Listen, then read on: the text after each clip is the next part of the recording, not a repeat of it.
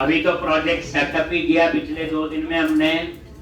इस वीक में थोड़ा सा वो शुरू होगा आपका, और बड़े ढंग से बल्ले समझ के करना है। अभी तो खैर समझने वाली बात ही नहीं आई, और फिर भी जो कोड लिखना रट्टा नहीं होना चाहिए, और 5-6 बार तो सबको बनाना है, तभी आपको एक प्रॉपर पता चलेगा। तो अब यहाँ पे कल हम लोग कहाँ पे थे लास्ट टाइम? मेरे को लगता है हम लोगों ने एरिया पे जाके कस्टमर नाम का एरिया बनाया था।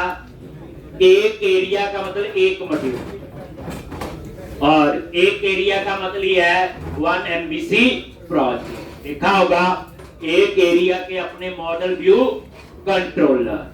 तो ये आपका जो है ये कस्टमर एक। अब आप एक और एरिया बना लो, एडमिन। एक एडमिन कौन होगा?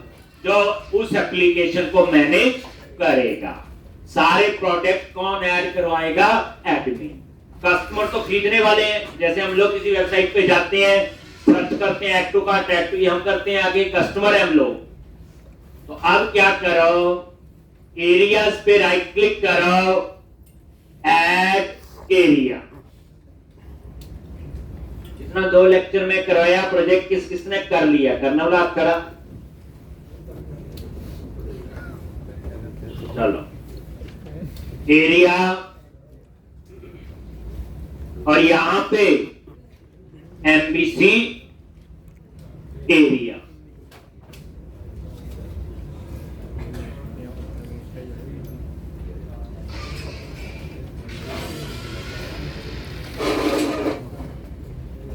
एक, और यहां पे एरिया का नाम है एडमिन। देन ऐड, ये एक और मॉड्यूल होगा। ऐसे कल को और होगा तो और बनाएंगे। तो यहां पे अब आपकी हायरार्की पहले होता था कंट्रोलर का नाम और एक्शन का नेम। अब आपका होगा एरिया का नेम, कंट्रोलर का नेम, देन एक्शन का नेम। ठीक,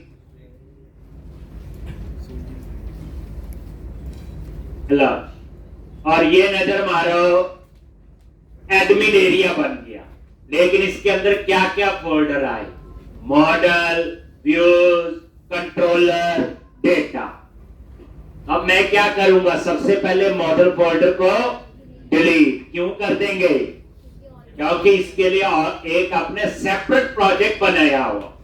वो प्रोजेक्ट क्या है? Class library. क्या फायदा उस क्लास लाइब्रेरी का?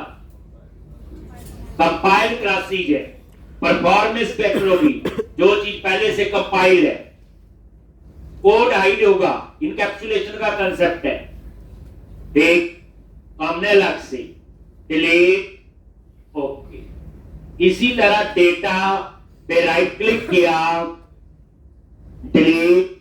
ये क्यों? डेटा एक्सेस वाला प्रोजेक्ट अलग है, जिसमें माइग्रेशन वगैरह सारा कुछ हो। ठीक है जी। तो अभी इतना ही है, अभी इसके अंदर कुछ नहीं और बनाया मैंने एडमिन के अंदर। ठीक, एरिया बना के मैंने छोड़। तो इस तरह से हम उतने एरियाज बनाएंगे। 3 हो गए। तीसरा अपने आप बना हुआ आइडेंटिटी, क्योंकि हम यहां यूज कर रहे हैं आइडेंटिटी फ्रेमवर्क। आइडेंटिटी फ्रेमवर्क का क्या फायदा है?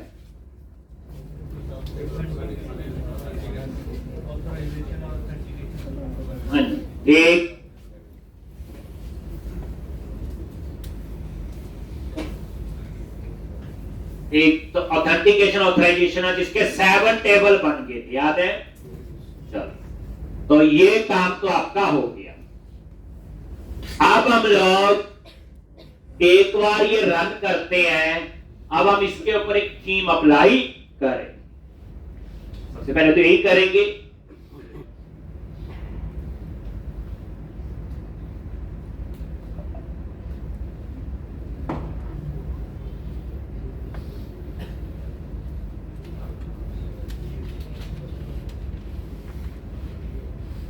ये देखो, तो अब पहले थीम अप्लाई कर लेते हैं। कौन सा करना है? ये लो जी, क्या लिखोगे? foodswatch.com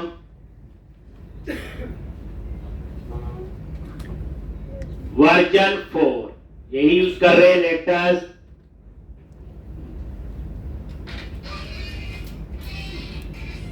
और कौन सा थीम? मैंने चूज कर लिया EFT। कौन सा तुम थीम चूज कर लिया? EFT। कोई भी कर सकते हो। जैसे आपको बोला जी आपने 5-4 कॉपी बनानी है, अलग अलग कर लो, एक एक में इतना क्या। EFT पे क्लिक किया और यहां से इसकी क्या उठाओ? bootstrap.css और ये आपकी ओपन हो गई। ठीक, यही है। अब क्या करना? कंट्रोल-A कॉपी कर लिया जो इसकी बूटस्ट्रैप होगी और प्रोजेक्ट में जाओ। कहां पे? आपकी main project www lib bootstrap test css और ये है bootstrap.css। इस पे क्लिक किया। ये पाथ आपको ना याद रहे तो लेआउट से भी पता चल जाएगा, जाएंगे वहां। तो ये bootstrap.css और यहां पे ये जो है इसको क्या कर दो? डिलीट और इसकी जगह वो कर दो डिलीट।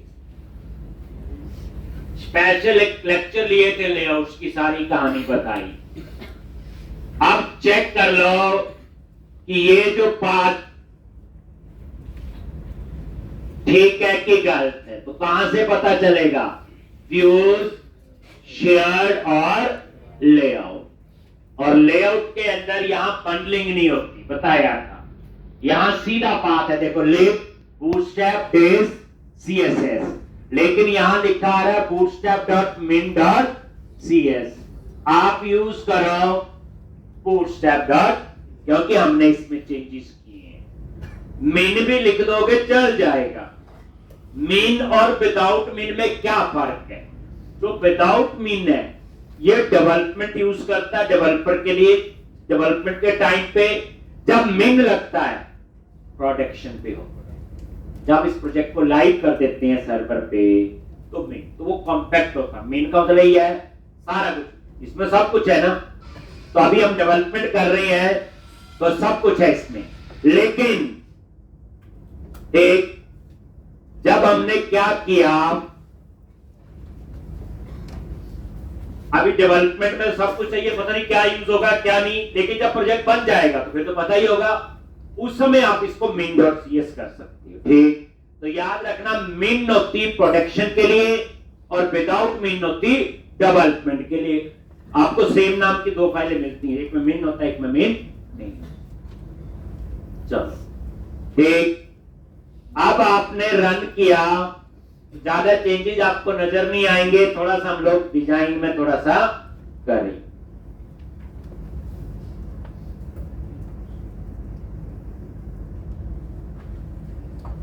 एक तो काम क्या करनी है, सबसे पहले ये नेविगेशन बार में थोड़ा चेंज करेंगे। ये नहीं चाहिए ई कॉम्बो, हमें सीधा होम और प्राइवेसी। तो कहां जाओगे? लेआउट में ही है, बताइए आपको। ये आपकी नैव बार ये लगी हुई है, ठीक, नेविगेशन बार।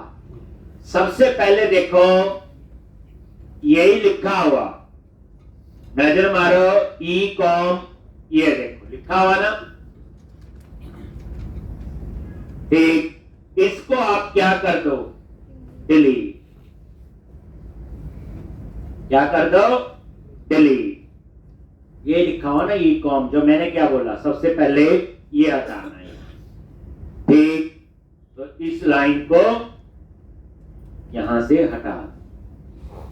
ठीक, ये देखो, रिफ्रेश करो, नहीं है क्योंकि जब हम HTML में चेंज करते हैं तो रन टाइम कंपाइलेशन आपकी इनेबल होनी चाहिए, जो पुराने वर्जन में थी। देखो बंद करके चलाऊंगा तो हम चल जाएगा। तो क्या करते हैं, वो पैकेज एक इंस्टॉल करना है। देखो अर्थ हो गया ना। चलो पैकेज इंस्टॉल कर लेते हैं पहले, बाकी बात कैसे करोगे। टूल्स, नगद पैकेज, सेम तरीका। और यहां ब्राउज पे गए, क्या लिखना है, कंपाइलेशन।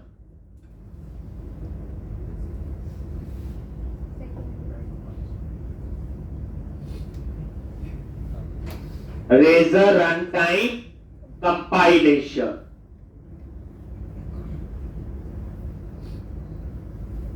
ठीक।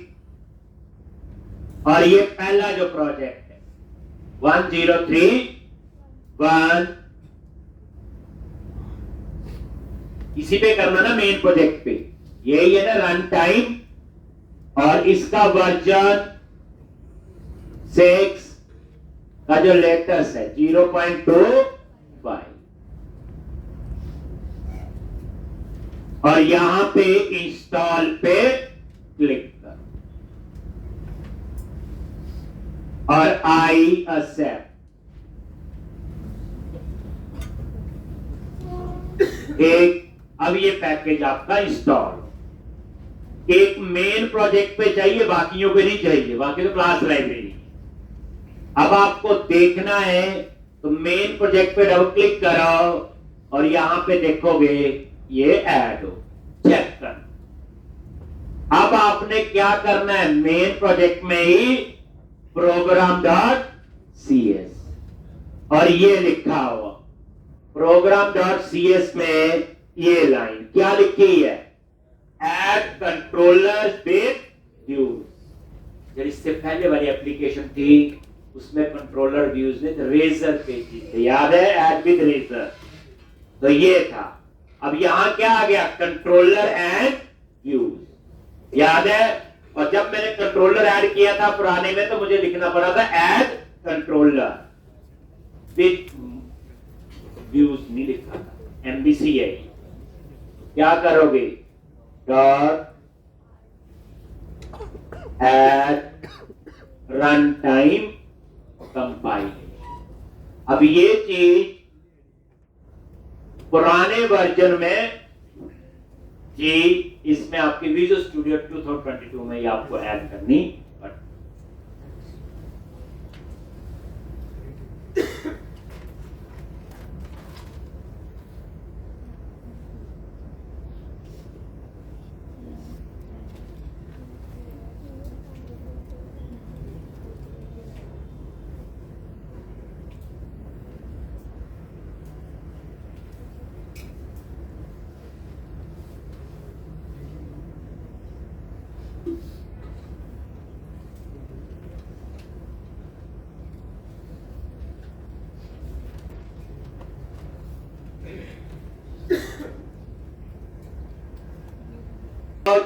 इन नैप बार में थोड़ा सा चेंज करेंगे, तो वही लेआउट में आ जाओ, ये नैप बार। अब यहां पे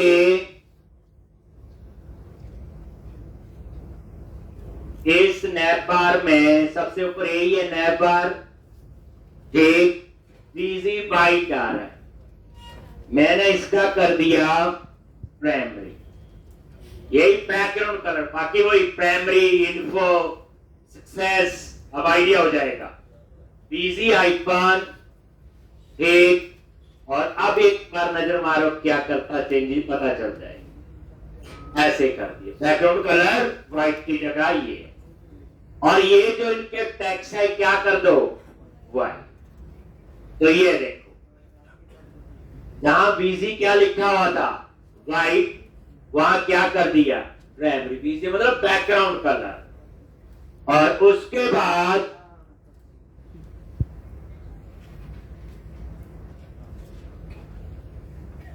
ये दो आपके होम और प्राइवेसी, ये होम है तो ये टेक्स्ट डार्क आ रहा है, यहां पे टेक्स्ट क्या कर दो वाई। इसका भी टेक्स्ट जहां का आ रहा है, क्या कर दो,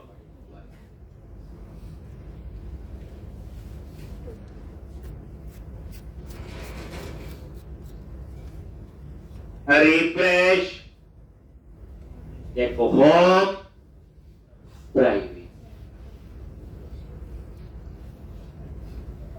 ठीक। तो ये होम जैसा है, ये यही है आपका जो नजर आ रहा है, ये हमने सेट किया था, याद है, program.cs में लिखा था ना, एरिया कस्टमर कंट्रोलर होम और ये देखो प्राइवेट आ रहा है। जो भी था मैं कह रहा हूं, स्टार्टअप लास्ट लेक्चर में लिखा था, ये देखो program.cs में गई और ये देखो लिखा था ना, एरिया कस्टमर कंट्रोलर होम, और ये अपने आप नहीं हो रहा कुछ, कहने का तो मेरा ये है। अब लेआउट में आगे, अब आपने इसके चेंज करने हैं, इसके रजिस्टर और लॉगिन। ये देखो, ये रजिस्टर लॉगिन किसकी फीचर है, आइडेंटिटी फ्रेमवर्क। इसके बाद में बताएंगे कहां से आ रहे हैं।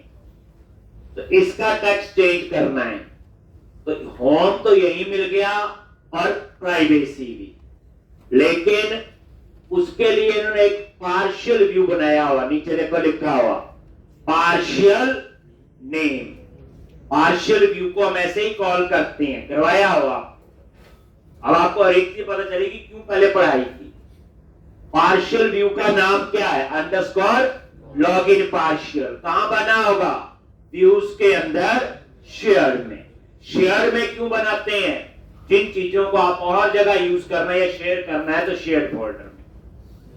तो अब यहां पे व्यूज के अंदर शेयर, और शेयर के अंदर है ये लॉगिन पार्शियल। ये अंडरस्कोर लॉगिन पार्शियल क्या आपका बोलो, पार्शियल व्यू, ठीक। और यहां पे ये पार्शियल व्यू है। तो यहां दो बटन देखो, कौन से, रजिस्टर और लॉगिन।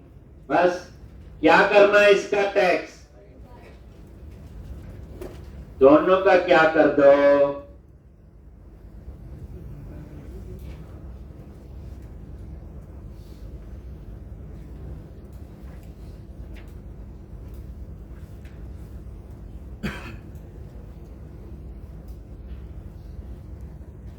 करो वाइट आगे, ठीक। तो इस तरह से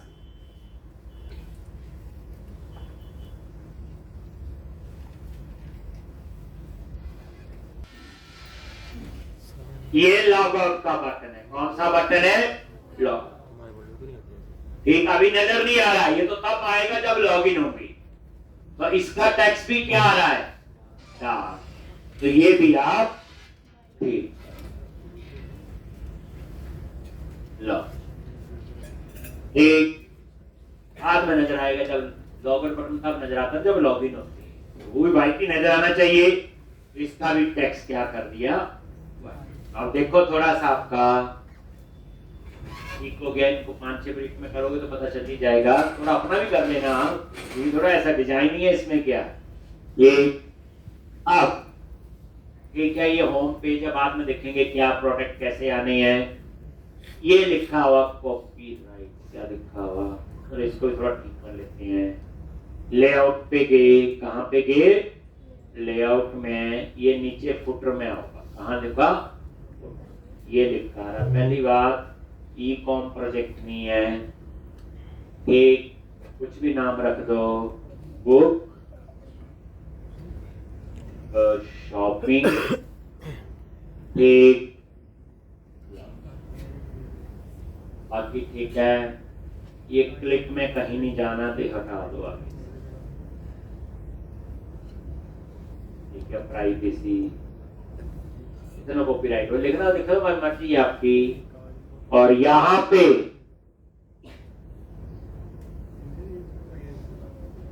इसका जो है टेक्स्ट कर दो रैम, थोड़ा सा अलग करना चाहिए। अभी तो ऐसे आ रहा, रिफ्रेश करो, ठीक है। टेक्स्ट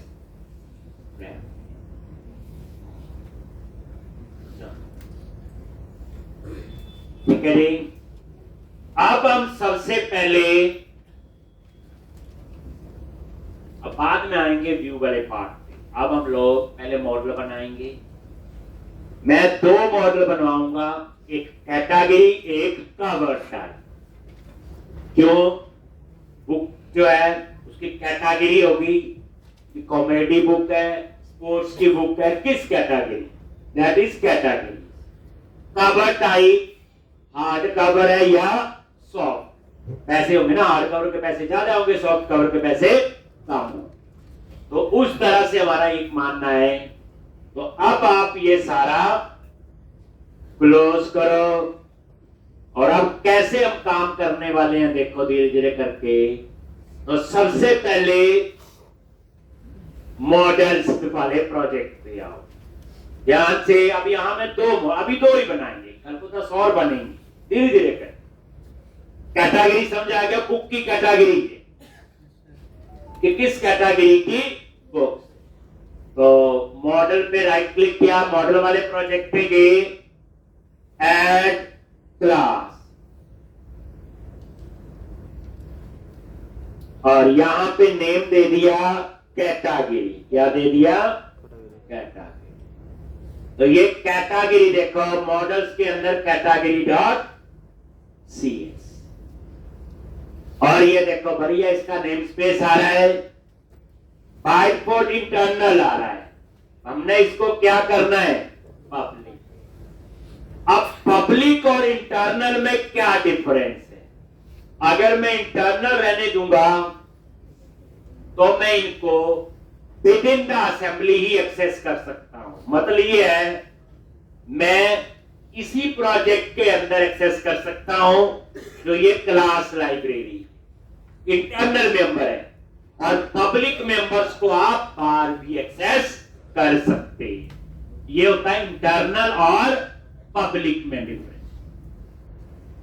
यानी इंटरनल लिखूंगा तो इस प्रोजेक्ट में जहां मर्जी में यूज कर सकता हूं, लेकिन इस प्रोजेक्ट के बाहर नहीं। पब्लिक लिखता हूं तो इस प्रोजेक्ट के बाहर भी एक्सेस कर सकता हूं। तो कोई पूछे इंटरनल और पब्लिक में डिफरेंस क्या था, बोलोगे इंटरनल मेंबर्स को with in the assembly, with in the project use कर सकते हैं, पब्लिक मेंबर को हम लोग आउटसाइड द प्रोजेक्ट यूज कर सकते हैं। याद रखना।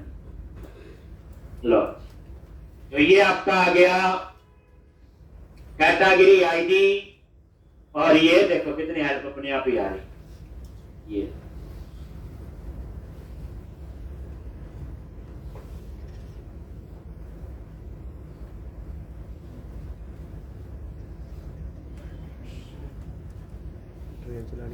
आईडी और नेम।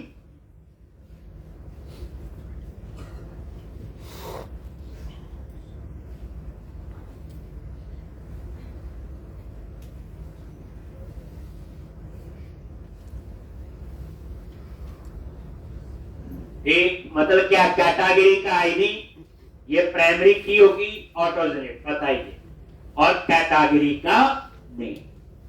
तो इसमें सिर्फ 2 मेंबर होंगे, कैटेगरी आईडी और कैटेगरी नेम। तो एक मॉडल ये। अब दूसरा मॉडल बनाएंगे कवर टाइप। कैटेगरी समझा दी, बुक्स की कैटेगरी है, स्पोर्ट्स की कैटेगरी होगी, इसकी कॉमेडी बुक्स होगी, या और कोई कैटेगरी अलग अलग हो, सर्च और आसान रहे। फिर मॉडल्स पे राइट क्लिक करो, ऐड क्लास, और क्लास बना ली कवर टाइप। अब ये एक और अब पैदा हो गया, मॉडल का प्रोजेक्ट अलग है। अब मेरे प्रोजेक्ट में 100 मॉडल बने या 500 बने या 1000, यही बनाओ। कोड की सेपरेशन हुई प्रॉपर, हो रही नहीं हो रही?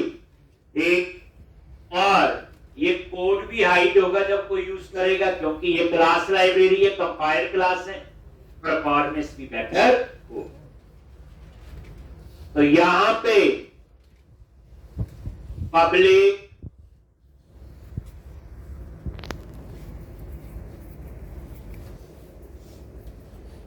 प्लस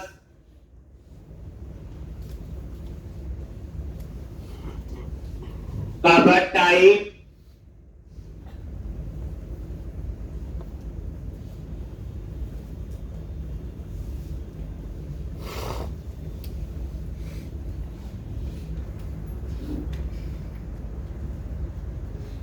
एक कवर टाइप, तो कवर टाइप आईडी और कवर टाइप नेम, वही कवर टाइप आईडी और कवर टाइप नेम। जैसे हार्ड कवर है, सॉफ्ट कवर है, अभी तो दो ही चीजें नजर आ रही है, तो हार्ड कवर के पैसे ज्यादा होंगे, सॉफ्ट कवर के पैसे कम। हो गया जी। अब हम लोग क्या करेंगे आगे?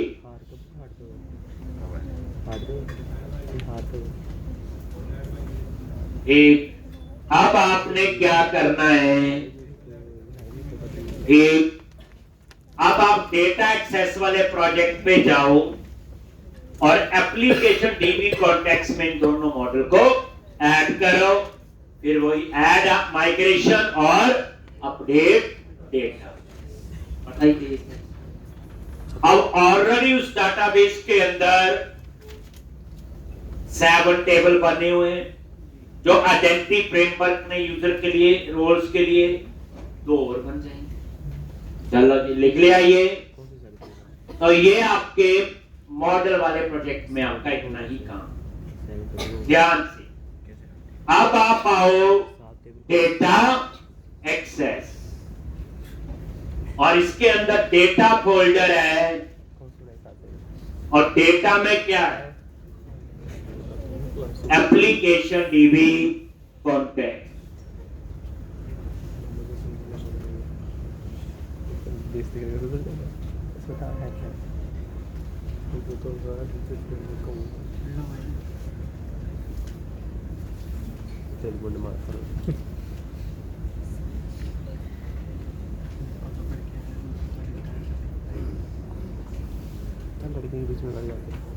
एप्लीकेशन डीबी कॉन्टेक्स्ट याद है, और यहां पे आप मॉडल ऐड, पहले डीबी कॉन्टेक्स्ट होता था, याद होगा। इसमें क्या आया? डीबी कॉन्टेक्स्ट, क्योंकि हम यहां यूज कर रहे हैं। अब यहां पे प्रॉपर्टी, और यहां क्या लिखोगे? डीबी सेट, और यहां पे कैटेगरी। अब ये कैटेगरी कहां से आएगा? मॉडल से। देखा उसका नेम स्पेस हमें मिलता कि नहीं? एक नहीं मिला। ये कह रहे इस प्रोजेक्ट का रेफरेंस आपने ऐड नहीं, क्या करना पड़ेगा? इस प्रोजेक्ट के अंदर मॉडल वाले प्रोजेक्ट का रेफरेंस ऐड, तभी वो चीजें यहां एक्सेस हो सकती है। तो कैसे करोगे? डेटा एक्सेस वाले प्रोजेक्ट पे राइट क्लिक करो, ऐड रेफरेंस, कहां पे है?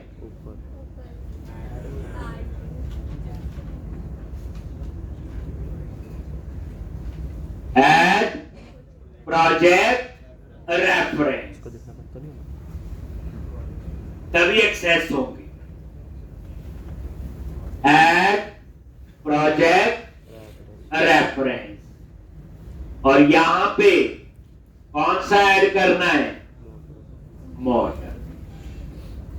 अभी जिसकी जरूरत होगी वो ही करें, और ओके, वहां तो आ गया, यूटिलिटी वाला भी आ गया, और मेन भी बताया था। सारे प्रोजेक्ट की एक ही कंपाइल फाइल बनती है, एक लाके देखा होगा। बिन दीपक फोल्डर में याद करो 10 ओ। अब ये रेफरेंस इस प्रोजेक्ट में ऐड हो गया, डेटा क्लिक करो, चेक करो।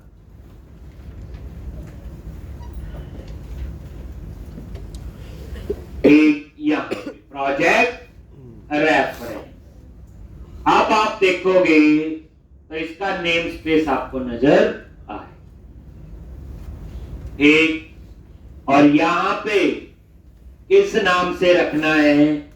कैटेगरी। इसी तरह से क्या आएगा,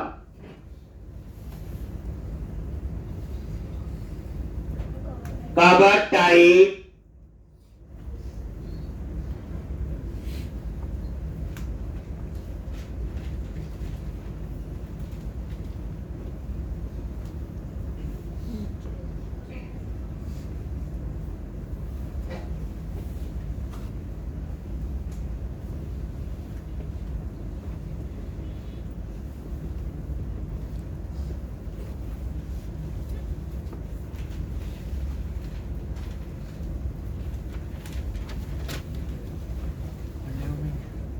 फिर है कैटेगरीज और कवर।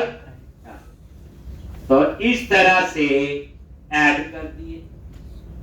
अब हम माइग्रेशन चलाएंगे, ऐड माइग्रेशन और अपडेट डेटा। ठीक, तो यहां पे टूल्स पे गए, पैकेज मैनेजर, कंसोल,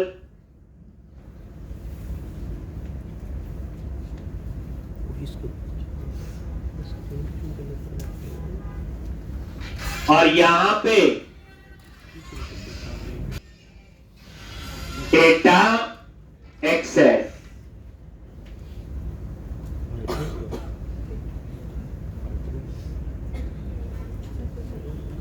क्या आ गया, डेटा एक्सेस।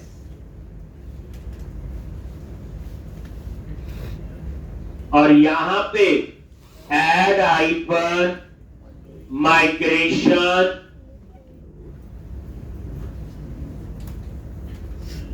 और add category, cover type, model. Add category and cover type model, कुछ भी नाम आप लोग रख सकते।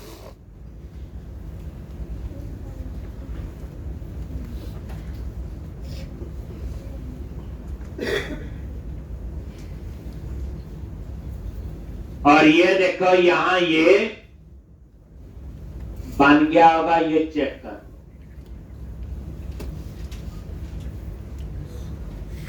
फाइल बन गई है, देखो कैटेगरी, आईडी प्राइमरी की और नेम, और आईडी है देखो क्या बनी है, ये प्राइमरी। आईडी ऑटो जनरेट है, ये देखो आइडेंटिटी बोलते हैं इसमें, क्या बोलते हैं, आइडेंटिटी, जैसे ऑटो इंक्रीमेंट और द लेवल फॉल्स। और ये अब इसी तरह से कवर टाइप, तो ये आपका आ गया कवर टाइप से। तो ये दो आपके मॉडल, और ये कहां बन गई फाइल, माइग्रेशन फोल्डर के अंदर।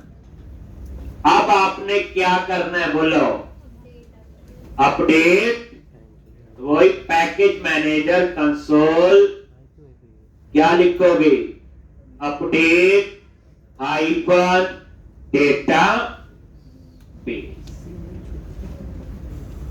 बस अब आप अपने डाटाबेस में चेक करो, 7 टेबल पहले के बने होंगे और 2 टेबल ये बन जाएंगे, कैटेगरी और कवर टाइप। कोई एरर नहीं आई। तो इस तरह से ये आपके बन। चेक कर लेते हैं, सारा क्लोज किया, click on view, SQL server, object explorer, इस पे गए और यहां पे ये डेटाबेस कौन सा है,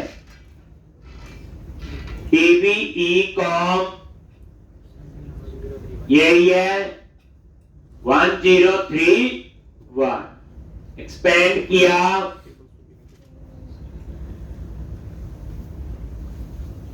और टेबल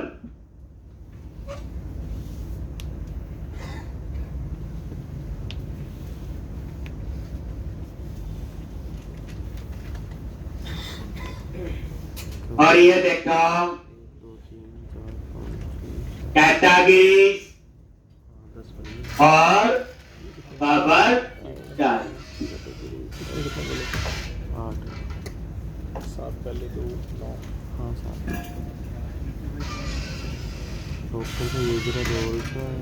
ये 2 मॉडल और ऐड हो गए, 7 तो इसमें बने आइडेंटिटी फ्रेमवर्क से, तो ये ठीक। चले आगे आप लो। अब आप हम लोग क्या करते थे, जितना हमें आज तक नॉलेज है, मॉडल बनाया और सीधा कोड कहां लिखते थे, कंट्रोलर में। हमें पता लग गया अब ऐसा नहीं हो। अब असली कहानी होगी जो उसकी बात करते हैं, रीयूजेबिलिटी। तो आप हम लोग, आप खुद देखो, एक सिंपल सी बात है, सेव का कोड है, कैटेगरी में भी चाहिए, कवर टाइप में भी चाहिए। ऐसे कल को 100 मॉडल चाहिए, 100 में सेव चाहिए, 100 में अपडेट, 100 में डिलीट, 100 में आपका डिस्प्ले, 100 में ही फाइंड। मोटी सी बात है, होता है save update delete find display. तो खुद देखो हमें ये कोड कितनी बार लिखना पड़ेगा, 100 मॉडल, 100 बार सेव, 100 बार अपडेट, 100 बार डिलीट। अगर 100 मॉडल 500 तो 500 बार। और डॉट नेट में वैसे भी छोटे प्रोजेक्ट नहीं होते। तो मैं यहां पे अब आपको सिखाऊंगा, एक बार सेव का लिखना है, 5 मॉडल है तो भी चले, 50 है तो भी चले, 500 पे भी वो चले। एक बार अपडेट का लिखना है, एक बार डिलीट का लिखना है, उसके बाद 500 मॉडल है चाहे 1000 है, सब पे वो काम कर। तो उसके लिए मैं आपको सिखाऊंगा, रिपोजिटरी बनानी है। और ये जो रिपोजिटरी होगी ये जेनरिक होगी। कौन सी होगी? जेनरिक।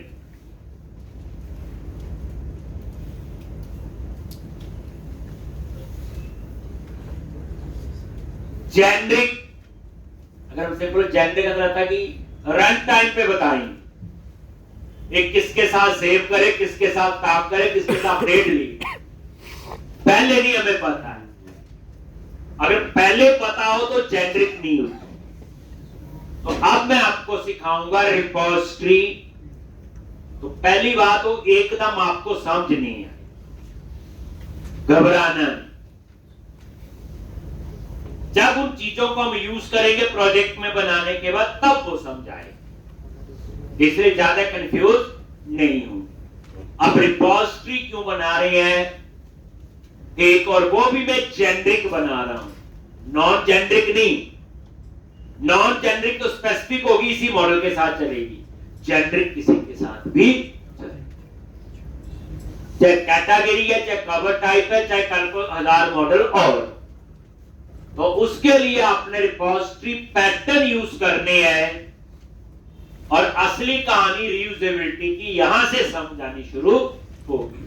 जल्दी हम सिंपल कहते हैं ना, ऊप्स क्यों यूज करते हैं, क्लासेस क्यों बनाते हैं, रीयूजेबिलिटी। अब असली रीयूजेबिलिटी यहां पता चलेगी। वो तो बोलने के लिए अच्छा क्लास बना लो, क्लास का ऑब्जेक्ट बना लो, जितनी मर्जी बार क्लास यूज करो, हमारे माइंड में होता है ना, एक बार क्लास बना ली, ठीक, वो रीयूजेबिलिटी अलग है। असली आपको अब पता चलेगी। तो यहां पे डेटा एक्सेस फोल्डर पे जाओ, प्रोजेक्ट पे,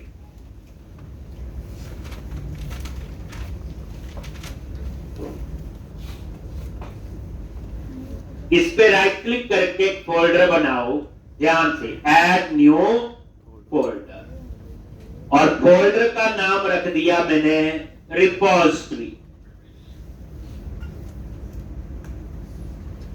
ये रिपोजिटरी लिखना कोई कीवर्ड नहीं है, कुछ और भी नाम हो सकता है, बट अब रिपोजिटरी बना रहे हैं, पढ़ रहे हैं, तो हम कोई लिख रहे हैं। फोल्डर का नाम रख दिया रिपोजिटरी।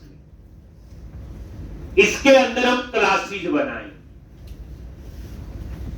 अब रिपोजिटरी पे ही राइट क्लिक करो और इसमें एक सब फोल्डर बनाओ, ऐड न्यू फोल्डर, और उसका नाम रखो आई रिपोजिटरी।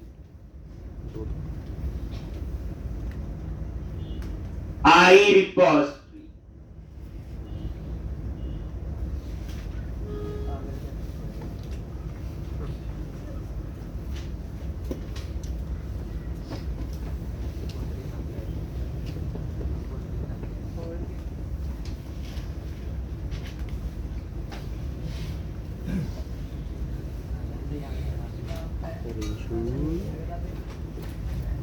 तो और आई रिपोजिटरी उसका सब फोल्डर है, ठीक। अब आई रिपोजिटरी के अंदर आप लोग, जब मैंने आई नाम रखा है आई रिपोजिटरी, इसमें हम बनाएंगे इंटरफेस। इंटरफेस बनेगा, क्लास बनेगी। अब इंटरफेस क्यों बनेगा, क्लास क्यों बनेगी, आगे समझाएगा, क्योंकि इसके ऊपर हमें DI इंप्लीमेंट करनी है, डिपेंडेंसी इंजेक्शन। अभी सुनी हुई थी, अब अपनी बना रही है, ठीक। तो सबसे पहले आई रिपोजिटरी पे राइट क्लिक करके एक इंटरफेस बनाएंगे और उसका नाम रखेंगे हम लोग आई रिपोजिटरी।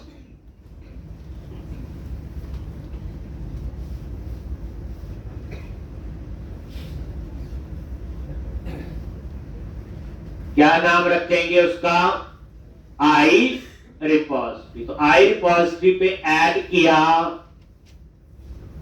क्लास, और जैसे क्लास चूज करोगे तो यहां एक ऑप्शन है इंटरफेस। बताता हूं क्या होता है इंटरफेस।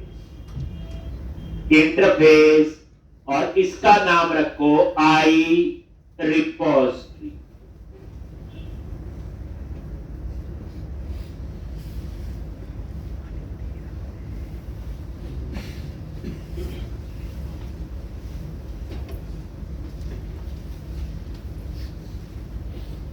ठीक। और यहां पे बस पब्लिक कर, इंटरनल की।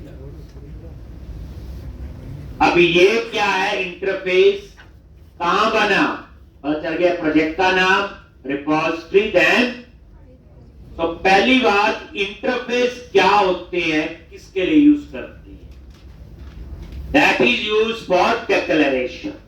इन interface we can declare the members, not define the members.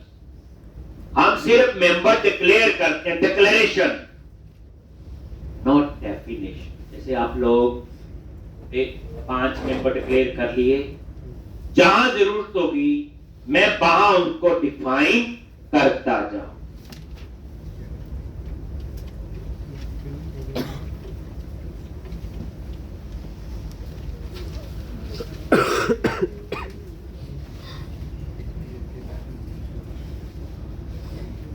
Public interface,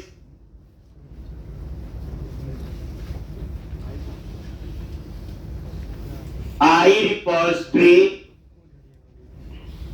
I repository क्या है,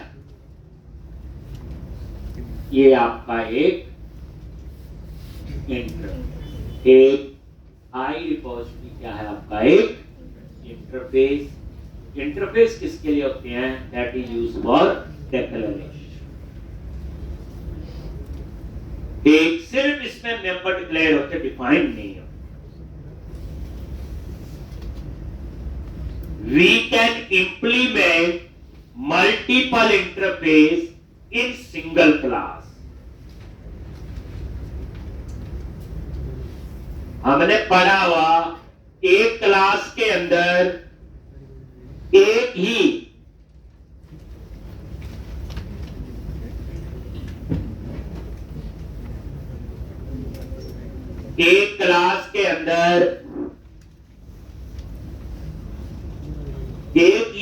क्लास इनहेरिट हो सकती है, पढ़ा हुआ सिंगल इनहेरिटेंस सपोर्टेड है, एक से ज्यादा क्लास कभी भी इनहेरिट नहीं हो सकती। लेकिन इंटरफेस मल्टीपल इंप्लीमेंट हो सकते हैं इन सिंगल क्लास। तो कई बार डिफरेंस पूछा जाता है, क्लास तो एक ही इनहेरिट हो सकती, पर इंटरफेस मल्टीपल इंप्लीमेंट हो सकते हैं इन सिंगल क्लास, इसलिए हम इंटरफेस यूज करते हैं। इंटरफेस में मेंबर डिक्लेयर करते हैं, डेफिनेशन जहां जरूरत होगी वहां इंटरफेस को इंप्लीमेंट करके हम लोग देखते हैं।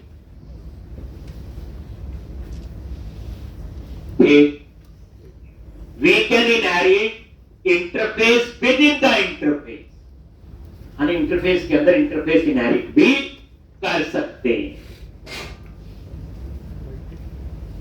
हम इंटरफेस के अंदर इंटरफेस जो है वो क्या कर सकते हैं, इनहेरिट। अब ये आई रिपोजिटरी इंटरफेस क्यों बना रहा हूं, अभी ये क्वेश्चन आपको आंसर अभी नहीं है।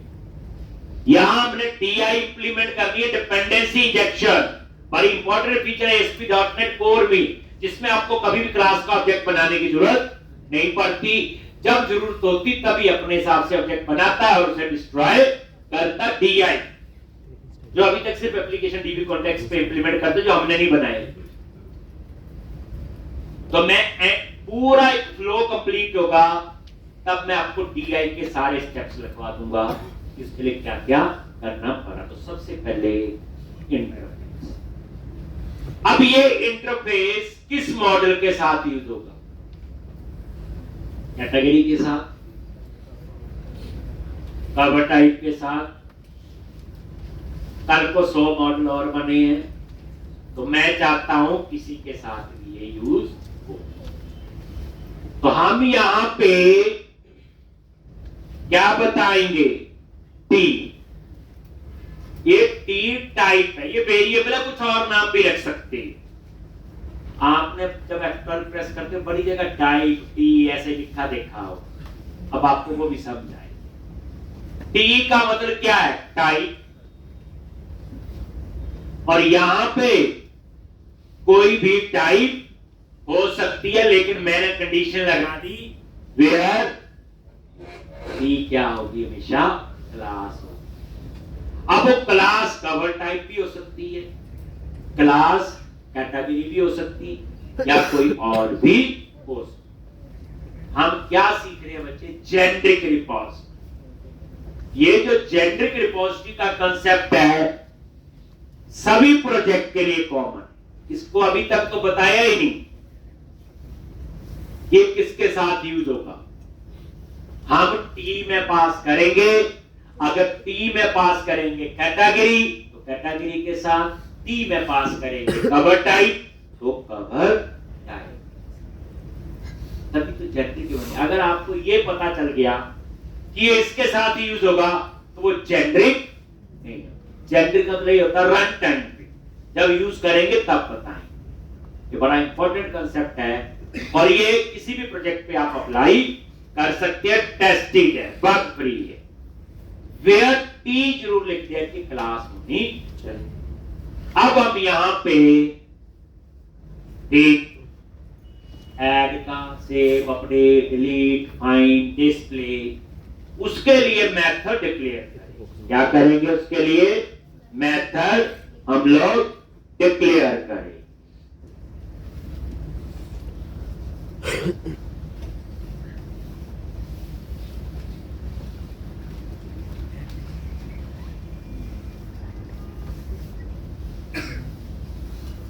तो कौन कौन से मेथड बनाने हैं, एक ये देखो, वाइड एक ऐड का, और पास कर दिया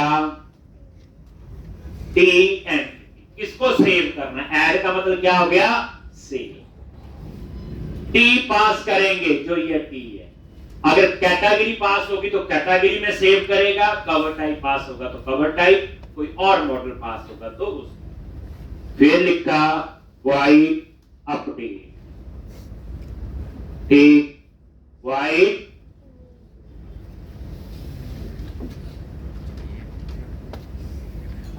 पहली बात, ये मेथड डिक्लेयर हो रही है।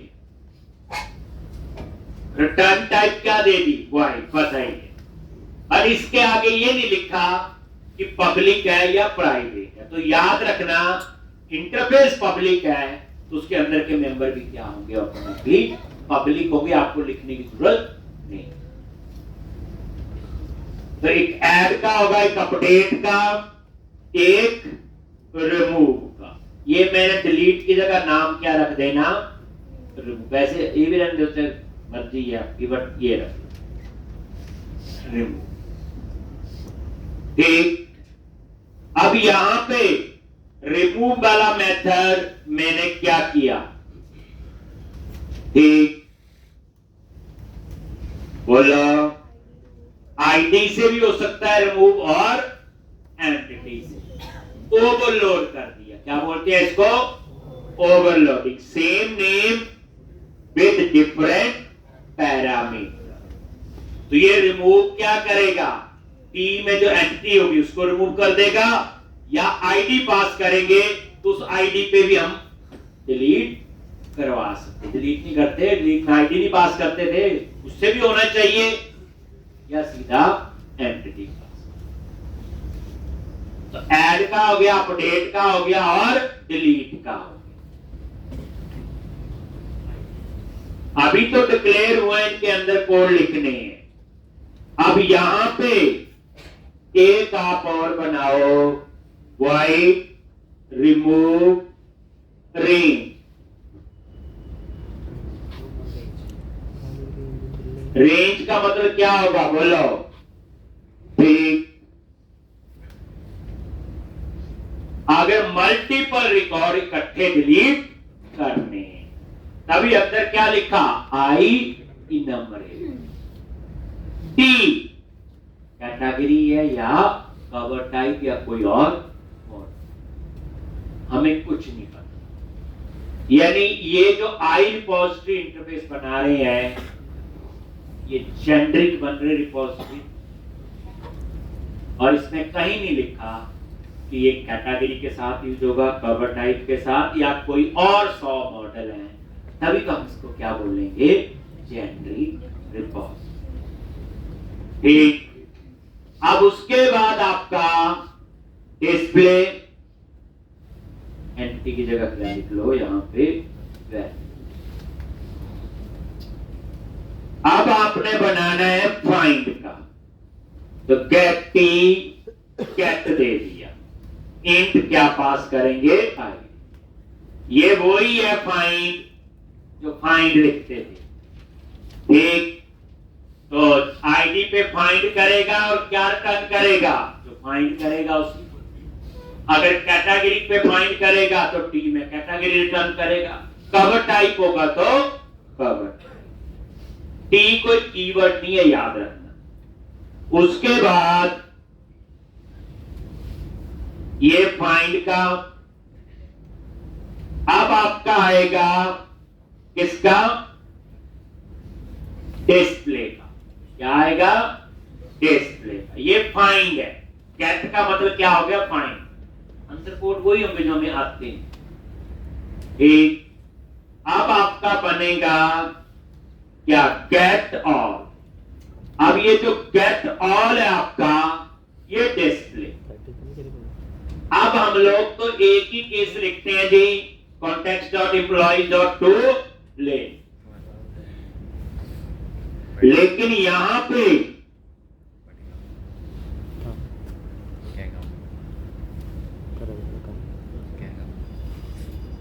क्या करना है, जब फाइंड करेंगे तो और कंडीशनें भी हो सकती है ना डिस्प्ले में। डिस्प्ले का मतलब अभी तक हमें यही पता था ना, context.employee.toList, context.students.toList, उसके लिए तो ठीक है।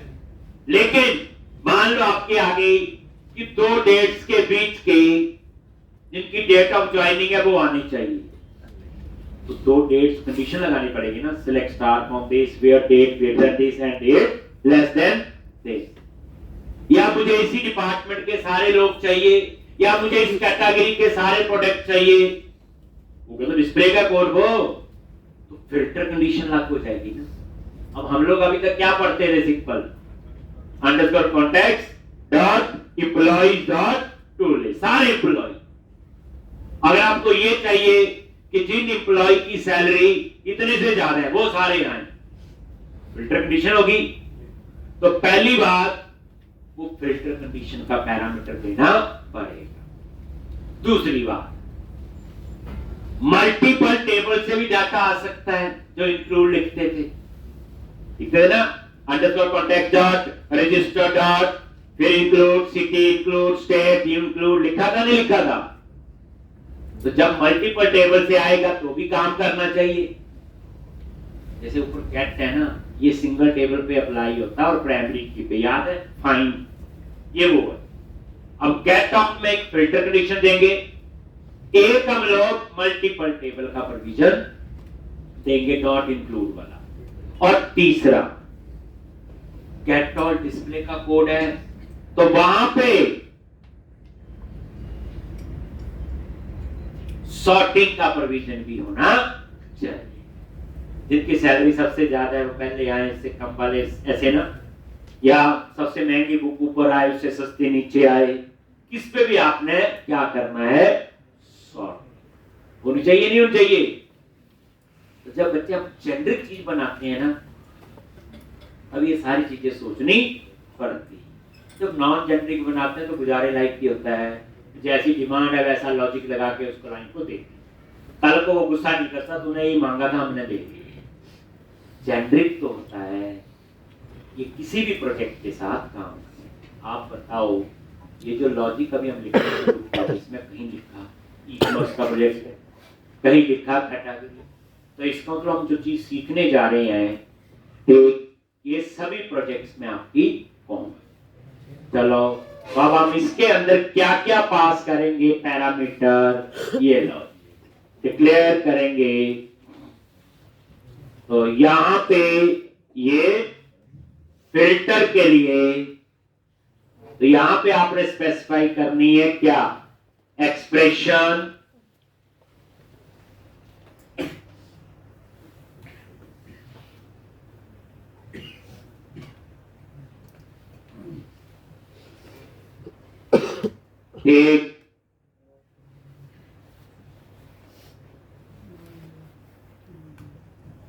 एक एक्सप्रेशन, और यहां पे फंक्शन, और यहां पे दे दिया फिल्टर, और कुछ ना दो तो यहां दे दिया ना, ना दो तो यहां पे दे दिया ना। ये इसका सिंटैक्स। ये एक्सप्रेशन याद रखना, एक लेवल नीचे की प्रोग्रामिंग हो रही, हमें इसके आगे का मिल रहा था, क्वेरी लिखनी है, लेकिन उस क्वेरी को पीछे जो एग्जीक्यूट करेगा उसके लिए क्या बनती है? एक एक्सप्रेशन। इसमें क्या होता है आपका? ये डेलीगेट होते हैं। जब आप ऐसे FUNC फंक्शन लिखते हैं, ठीक, ये क्या होते हैं? आपके डेलीगेट। और ये जो वेरिएबल है आपका, ये मैंने नाम दिया फिल्टर। फिल्टर दे सकते हैं कुछ और। अगर आप इसमें कुछ ना पास करो तो बाय डिफॉल्ट क्या जाएगा? ना।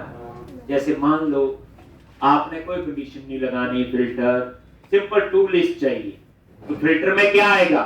नल आ जाएगा।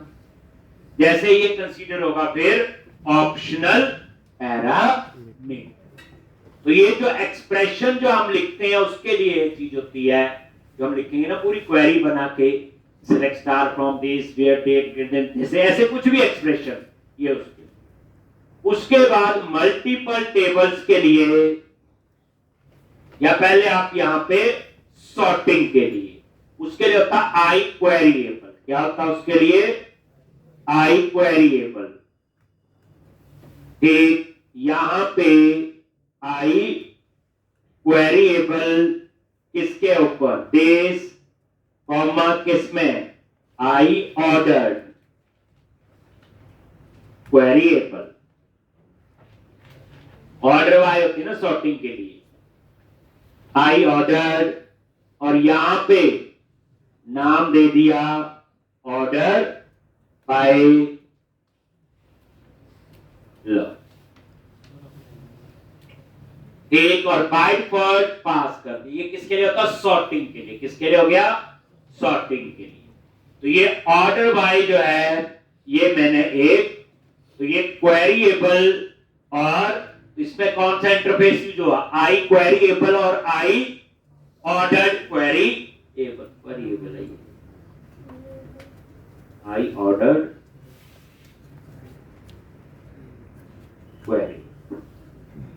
ठीक, ये तब है।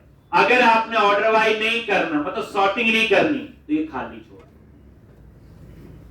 याद रखना, ये पूरा नहीं समझाएगा, ये समझाएगा जब इसे इंप्लीमेंट करेंगे। उसके लिए आपको कलम जेनरिक चीज बना रहे हैं बच्चे, जोर तो लगना ही है। अब उसके बाद इसके लिए मल्टीपल टेबल के लिए हम एक वेरिएबल ले लेंगे और यहां पे तो ये स्ट्रिंग टाइप का, और कुछ ना पास करो तो बाय डिफॉल्ट ना। इसमें होता कैसे डाटा आएगा? मान लो 2 टेबल से डाटा आ रहा है, हम इसमें पास करेंगे ऐसे, कमेंट बना के वैसे समझाने के लिए, कैटेगरी कॉमा कवर एस। बस 3 ही पैरामीटर होंगे, बट तीनों ना पास करो तो बाय डिफॉल्ट तीनों में क्या आ जाएगा? ना।